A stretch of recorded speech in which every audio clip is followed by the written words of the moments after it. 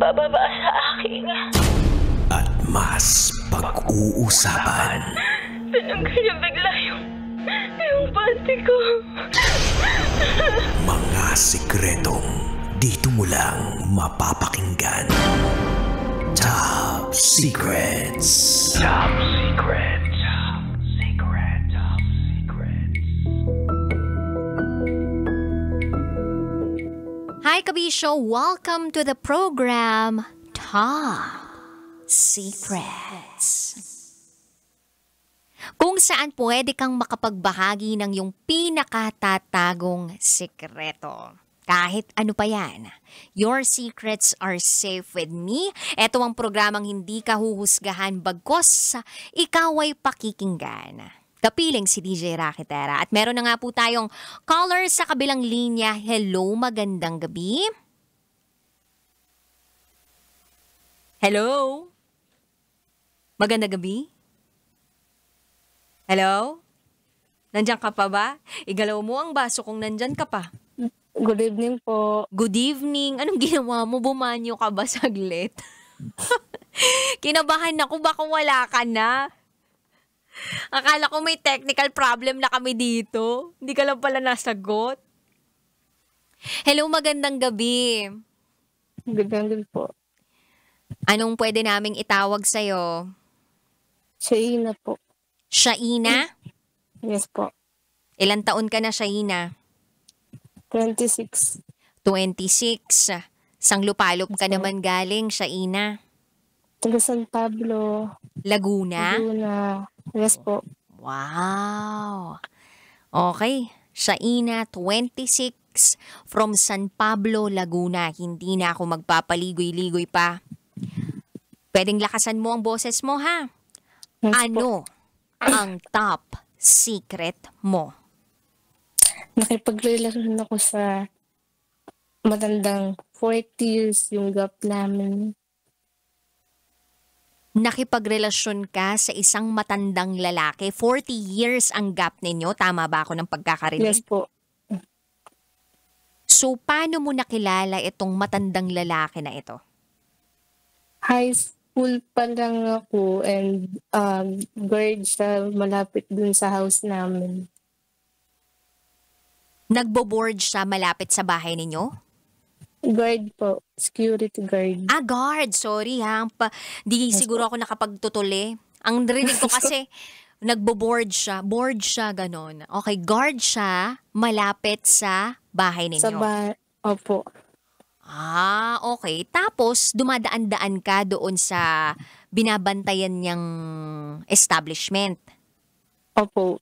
Tuwing dumadaan ako pagpasok ko sa school hanggang sa pag-uwi, lagi niya ako tinitignan. Ano yung sinasabi niya sa'yo? Una po nag-hi siya, tapos alam niya kung anong name ko, gano'n. Paano niya nalaman yung pangalan mo? Kasi po nung that time po kami, wala kaming internet connection. So, meron po siyang business doon na loading station. So, nagpa-load ka sa kanya. Mm-mm. Tapos, doon niya nalaman yung number mo, tapos minessage ka na niya. Opo, ayun. Hindi po nag-start. Nag-reply ka sa kanya. Anong reply mo? Una po, tinanong ko kung sino siya kasi number lang po yung nag-text. Tapos later, hindi niya pa agad sinasabi. Tapos, kilala ko daw siya, lagi ko daw siya nakikita. Nagkaroon ka na ng hinala na etong lalaking ka-text mo ay yung guard o hindi? Hindi pa? Wala pa po that time. Ano? Wala pa po. Wala pa akong hinala nun. Wala pa. Paano mo nalaman na siya yung ka-text mo? Umami na ba siya? Opo, nung mga lumipas na po ng 3 buwan. Pero medyo natagal na po. Tinanong ko siya kung sino. Tapos, inamin niya yung totoo. Siya yung card malapit dun sa dinadaanan kong kalsada. OMG, so lumipas pa yung 3 buwan bago mo malaman kung sino talaga yung ka-text mo. Opo. Wow! Akala ko noon lang yung ganun. Meron pa rin pala yan ngayon. Okay. Pero matagal na to, di ba? Opo, matagal na. So mga 1990 something o 2000, early 2000? 2000 din, early 2000. Early 2000. Okay, so tama naman pala ako ng computation kasi ganun nakukuha yung mga number ng mga tao dati. Yung nag-auto load max, 'di ba? Nagsi-smart load ganyan. Opo, ganun. Oo, meron pang economy na kasi nagbebenta rin ako ng load dati. Kaya alam ko 'yan, 'di ba? Ang mga racket ng security guard na ganyan. Ako sa school binebenta ko yung mga kaklase ko. But anyway, mabalik tayo sa kwento mo. Doon mo palang nalaman nung inamin niya sa'yo after 3 months na siya yung kausap mo. Anong naging reaction mo? Anong naramdaman mo? Una po, natakot ako kasi syempre, doon, inamin niya din kasi na matagal niya na daw akong tinitignan. So, ako basa, sabi ko na, tagal niya na pala ako titinig. Sabihin, alam niya lahat ng kilos ko. Ganun. Kasi nga Tapos, nasusubaybayan ka. Ako, sinusubaybayan. Pero nakaramdam ka, kumbaga nung bago siya umamin sa'yo, parang kinikilig ka na. Opo. Nahuhulog na yung loob mo. Ako siya kausap no, nung hindi pa siya umamin na parang ang ano niya po, yung way niya po na pakikipag-usap, parang teenager. Parang ano? Parang teenager. Parang teenager. So kinakausap ka niya sa paraang maiintindihan mo siya. Yes po. Nakipagsabayan sa'yo kahit na medyo matanda-tanda na ha. Okay. Tapos, nung time na nalaman mo na siya yun, may nagbago ba sa inyo? Una po, parang nagkaroon ako ng kaba sa kanya. Sabi ko siya pala yun. And then, sinabi niya na hindi naman daw siya masamang tao, nakikipagkaibigan lang daw, hindi lang daw makilala yung ano. Ayun po, doon nag-strike. Tapos, unti-unti kinukuha niya yung tiwala ko. So, paano niya nakuha yung tiwala mo? Pinapadalhan ka ba niya ng pagkain? Hinahatid sundo ka ba niya? Ano yung mga paraan niya? Libre na yung load. Hindi niya na ako pinagbabayad. Wow! Dahil sa libreng load, ha? Dahil sa nalibre ka lang ng load, nakuha na yung tiwala mo. Tindi mo rin. Magkano bang load? Nag-i-scratch ba ng card sa likod yun? O ano? O 30-30 lang? Malaki din pong load. Yung mga yung malalaki MB. Yung may data na. Yes po. Sa bagay, kung kukumpara ko yung edad ko sa'yo, medyo yung naabutan ko kasing load, yung mga mga pang text tsaka call lang, yung may pang GM ka, tapos biglang pag sinend mo sa lahat ng mga friends mo, yung message mo, di ba? Mag-group message ka, tapos send to many ka, tapos biglang malalaman mo, magche-check off ka na, kasi hindi ka pala naka-unli. Uso pa ba unli nung time na yun? Opo, may din po, pero hindi masyadong gamit. Hindi masyadong gamit. Basta pinapadalhan ka ng load. O tapos, ayun po, parang every night, pagkausap kami, sa text lang muna kasi po, baka kasi marinig ko ng parents ko, nakausap ko na sa gabi. ilan taong ka nito, if you don't mind me asking ha? Ilan taong ka nung time na to? Sabi mo high school ka pa lang. 17. 17. Okay. Inantay ka ba niya mag-18 bago kanya talaga pinursu o bumigay ka na agad? Yan lang, mga 18 yata or 19 yun. Oy, pasif. O, sige na nga, kunwari maniniwala kami, 19 ka nung time na yun. Tingnan mo, natawa ka sa ina. Sige. Kunwari maniniwala kami na 19 ka nun, na nasa legal age ka. Kunwari, hindi tayo nag-usap ng ganun, ha. Sige, 18, 19 ka nung time na yun. Tapos, so, nagkamabutihan na kayo. Paano kayo lumalabas? Paano kayo nagkikita? Pag lumalabas kami, sinabi niya na, mauna daw po ko dun sa meeting, dun sa kung saan po kami mag-meet. Tapos susunod siya, magkiwalay kami ng jeep. Okay. Saan madalas yung meeting place ninyo? Sa mall po. Dun sa mall, nag-mall din kayo. I mean, nag-malling din kayo? Ganun ba yung nag-iikot-ikot ba kayo doon? Nag-iikot kasi mabilis po siya mapagod. Ganun. Kasi Ayun. Kasi nga matanda na siya. Opo. May asawa ba siya? Yung wife niya po daw is namatay po sa breast cancer. So basically, wala na siya, byudo na siya, wala na siyang Opo, asawa. wala Pero may na mga po. anak sila. Opo, meron na po. Tapos may sarili na rin pamilya. Kumbaga byudong tunay itong lalaking ito. So, nung time na pumupunta kayo ng mall, wala bang nakakakita sa inyo na kamag-anak mo, kaibigan mo, kamag-anak niya? Ano po, malayo yung mall po yung pinupuntahan namin para wala pong ano. Tapos pag magkasama na po kayo palabas ng mall, hindi nilalaya, naghihiwalay kami ng konti. Grab o, tama ba yung narinig ko, grab?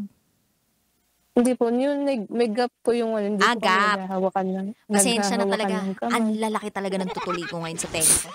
Tsaka medyo kasi muffled yung dating ng boses mo Pero pinagtsatsagaan namin pakinggan yung boses mo ngayon Kasi nga, etong sinishare mo sa amin, kakaiba. Tsaka parang matagal mo nang kinikimkim to sa puso mo. Baka naman makagaan kami, 'di ba, nang nararamdaman mo. But anyway, yung time na, naghihiwalay kayo, pagkatapos nyo magkita sa mall, walang Opo. nakaalam na mga kamag-anak, kaibigan, nagpatuloy yung relasyon ninyo. Gaano katagal?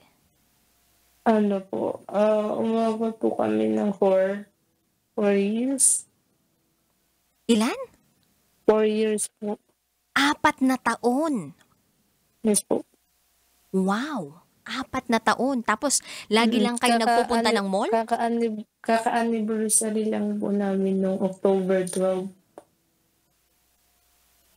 Kaka-anniversary nyo lang nung October 12. Yes po. Okay nagko-compute na ako ngayon Shaina. Sabi mo kanina 26 ka na. Tapos, 4 na taon pa lang kayong magkarelasyon. Kamo kanina, 17, 18, 19. Nasa ganung edaran. Yung pagkakataon o edad mo nung nagkakilala kayo.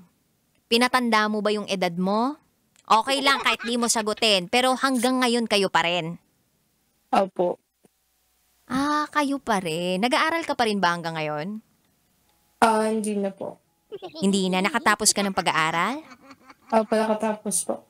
Alam ng mga magulang mo na existing itong lalaking to sa buhay mo? Ano po, nalaman din po siya ulo po nalaman po nung mama. So, paano nalaman? Paano ka nabisto na meron Kasi kang po, karelasyon na matanda? Siyempre po malapit lang po yung pinagtatrabahuan, yung binabantayan niya sa trabaho. Malapit lang po sa bahay namin. Mas nakikita rin siya nung mga yung pamilya namin, gano'n. Tapos, one time, nakita po pala muna kami nung pinsan ko. Tapos yung pinsan ko yung nagsabi. Tapos nahahalata na nila. So, Kasi every night, nag-ausap po, gano'n. Paano ka kinonfront ng magulang mo, ng nanay mo? Ano po, pinagalitan ako about po doon. Tapos, sinabihan ako na, tigil ko daw po, gano'n. Anong reaction mo? Nalungkot po. As in, kasi po parang nasanay na ako na lagi siyang nandyan. So, pinaglaban mo ba itong lalaking to? Nilalawan ko yun sa mama ko. Kasi po, nila naman, mabait naman po siya. Kasi hindi naman siya nag-ano. Ayun, nilaban ko po siya sa mama ko. Hindi ka naman pinalaya sa inyo? Hindi naman. Pero until now, hindi, alam ng mama ko, pero hindi pa alam ng papa ko po. Nanay mo lang nakakaalam na meron kang relasyon dito sa lalaking to. Yung tatay mo, Opo. itinago Hindi nila. Tinago ninyo sa tatay mo na meron kang karelasyon na lalaki. Bakit mas Opo. matanda ba tong karelasyon mo kaysa sa mga magulang mo? Hindi po. Opo, parang hindi magkasingit lang din po. Magkasing edad o parang lolo-lolo na? Hindi yung edad po niya, hindi Naman. Lolo, retired na, parang ganun po. Retired na, parang ganon. Opo. Okay. So, ngayon na magkarelasyon pa rin kayo, tinatago mo pa rin to sa tatay mo, alam ng nanay mo, Anong mga balak ninyo sa buhay? Anong balak mo? Ayun po, may napag-usapan na rin naman sa mga bagay na about sa relasyon namin. Una po dumarating din po sa point na na mention niya siya sa akin. Kasi one time po, nag-share din ako sa kanya na someday gusto kong makasama siya, ganyan. Tapos sinabi niya din po yung side niya na parang ayaw niya na daw po na na magkaroon ng sariling pamilya. I mean, ayaw niya magkaroon ng anak na kasi daw matanda na siya, ganyan. So, sinabi niya po sa akin na na hindi niya na daw kakayanin na magkaroon pa daw ng anak. So anong reaction mo? Ayaw nung lalaking gusto mo, mahal mo, na magkaroon ng anak. Ikaw ba may plano ka bang magkaroon ng anak in the future? Gusto mo bang bumuo ng pamilya? Gusto ko siyempre. Nung mga moment pa nga po yun, kung pumasok sa isip ko po, sinabi ko rin sa kanya na okay lang kahit huwag na mag-anak, basta magkasama tayo, ganyan. Sinabi mo lang yun, pero deep inside, gusto mong magkaanak. Opo. So, willing ka ba na habang kasama mo siya, hindi maisakatuparan yung pangarap mo na hindi na magkaroon ng pamilya o ng anak? Hindi po. Sir, para sa akin ko, masakit. Pero nananaig po sa akin yung love. So kaya mong iset aside yung pangarap mong magkaroon ng pamilya o anak para sa lalaking mahal mo? Opo, parang ganun.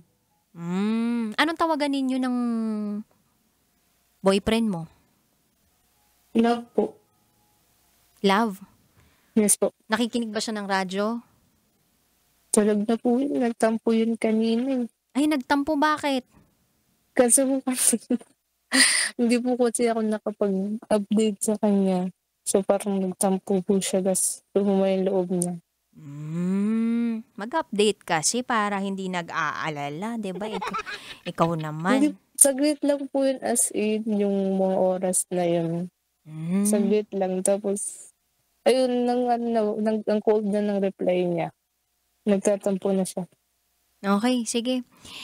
Shaina from Laguna, konti na lang yung oras natin. Actually, meron ko na lang 30 seconds para magbigay ng mensahe dito sa iniirog mo. Okay? Bigyan kita ng 30 seconds. Tawagin mo siya sa pangalang Love. Go ahead. Alam ko na tulog ka na. Pero gusto ko lang sabihin sa'yo na mahal kita. Marami na tayong pinagdaanan na pagsubok. Maraming beses na natin nilaban ng isa't isa. Gusto ko lang, pinapapay ko kay Lord na lagi kang magkaroon ng ganun kalusugan. Lagi kang mag-ingat and mahal kita. Lagi lang ako nasa tabi lang. Ayun lang po. Ayun. Thank you so much for sharing your top secret, Shaina. Sana kahit papano gumaan-gaan naman yung nararamdaman mo kahit na marami kang sinabi dito sa programang ito na kakaiba at hindi naman tugma sa edad mo, no? At hindi tugma dun sa kwento mo. Pero sana totoo yung sinasabi mo, ha? Yes po. Ayan. Shaina, maraming salamat. Good night sa'yo. Thank you po. Thank you. Good night. At sa mga kabisyo nating nakatutok ngayon, maraming salamat sa inyong pakikitutot. Bukas ulit, magsama-sama tayo alas 9 ng gabi hanggang hating gabi. Kasi piling si DJ Rocketera for Top Secrets. Bye guys! Kailangan pa bang i-memorize yan? Love Radio. Basic!